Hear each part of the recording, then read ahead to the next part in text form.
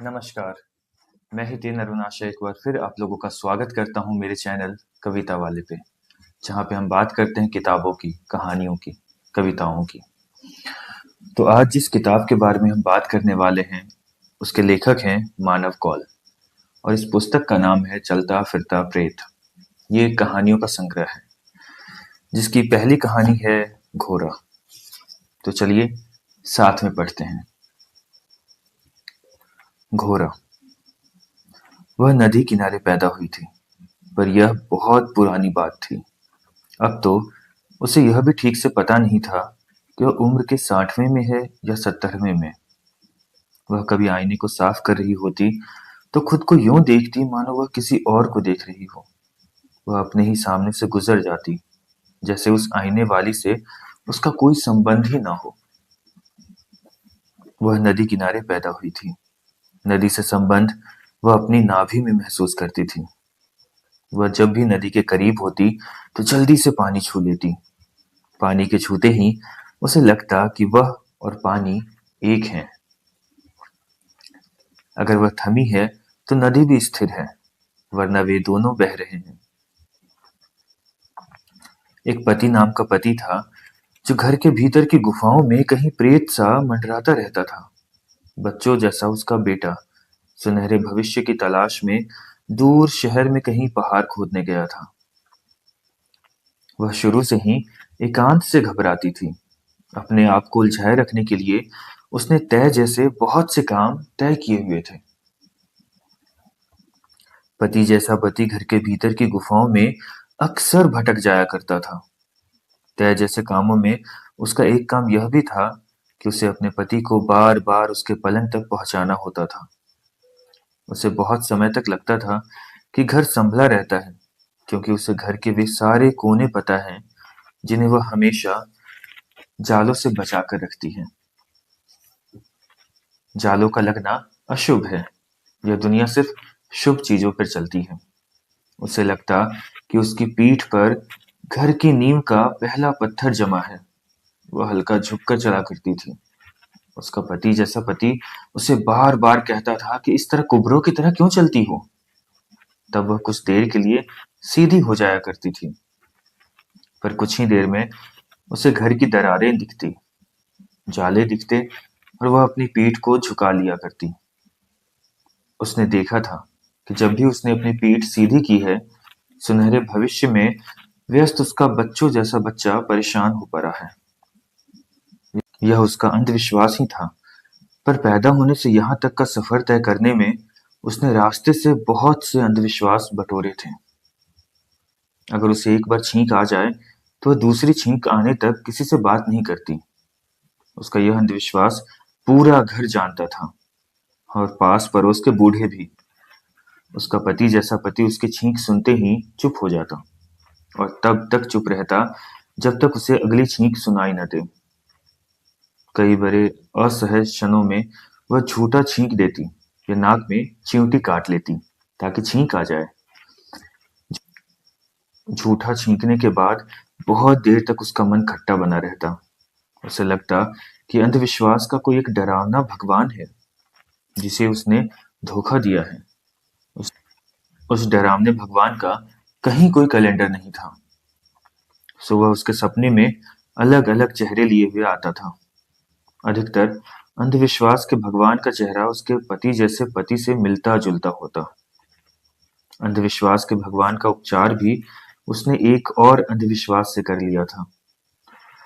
वह खूब शक्कर वाली चाय बनाती और उस चाय को घर के सामने लगे पीपल के पेड़ के नीचे उड़ेल देती।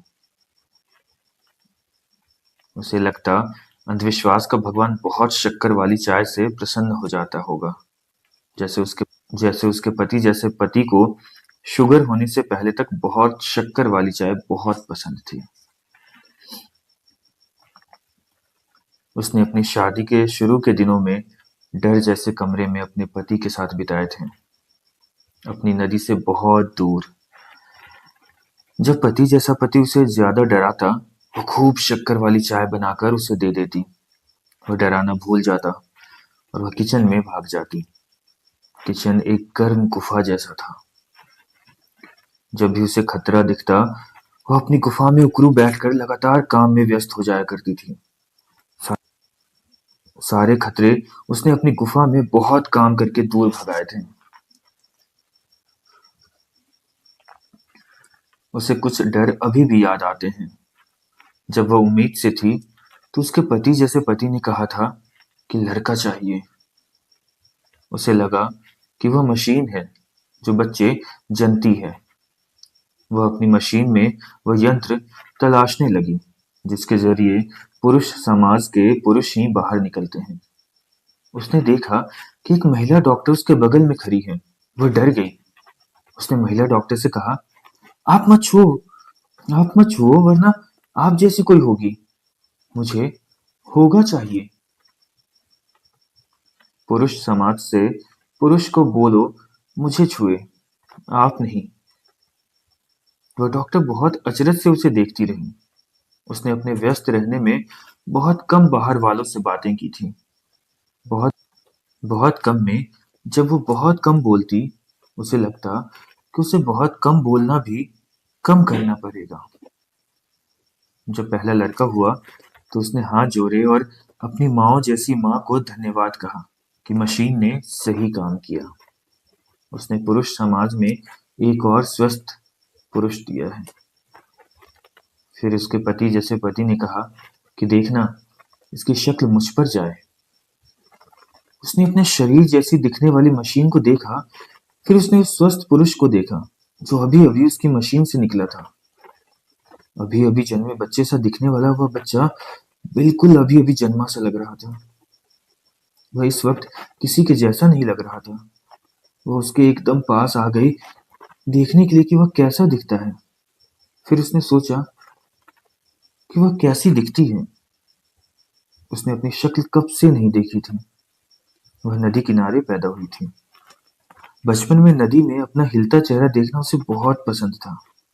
जब अपने वक्त पर आने वाली डॉक्टर अपने वक्त पर पहुंची तो उसने उससे पूछा, मैं कैसी दिखती हूँ? अच्छी, डॉक्टर अपनी डॉक्टरी में व्यस्त रहते हुए बोली। क्या ये भी अच्छा दिखता है?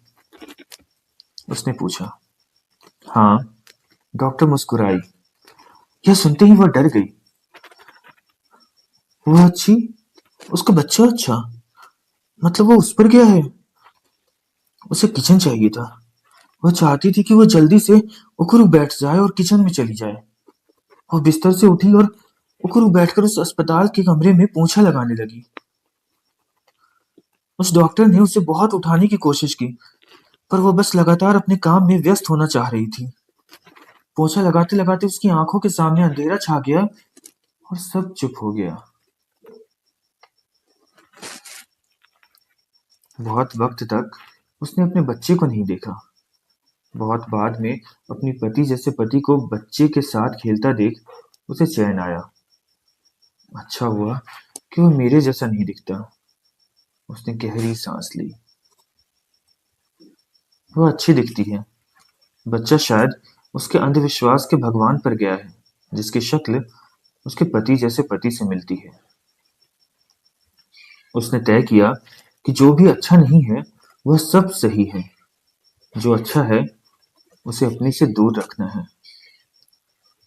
उसके बाद वह आईने के सामने से यूं निकल जाती मानो आईने में कोई है ही नहीं।